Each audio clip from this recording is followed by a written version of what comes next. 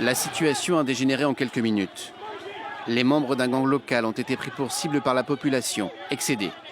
En plein jour, et devant des policiers totalement démunis, ils ont été lapidés puis brûlés vifs. Les quelques témoins n'expriment aucun remords. Si les gangs veulent nous envahir, nous allons nous défendre. Nous aussi, on a nos propres armes. Nous avons nos machettes, on va prendre leurs armes, nous n'allons pas fuir. Les mères qui veulent protéger leurs enfants peuvent les envoyer ailleurs.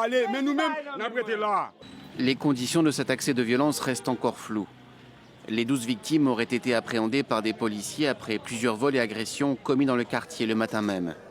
Par la suite, les forces de l'ordre auraient perdu le contrôle de la situation face à une foule en colère. Tout simplement, ce sont les bruits de projectiles qui nous ont réveillés ce matin. Il était 3 heures du matin, les gangs nous ont envahis. Il y a eu des tirs, d'autres tirs. Ce quartier est une zone paisible. La criminalité quotidienne gangrène la vie de l'île depuis plusieurs années. À Port-au-Prince, où les enlèvements et les meurtres sont réguliers, les 2 tiers de la capitale sont contrôlés par des gangs rivaux.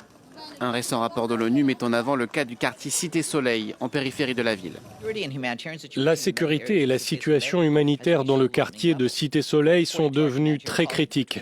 Selon des sources humanitaires sur place, entre le 14 et le 19 avril, des violences entre gangs ont causé la mort d'environ 70 personnes.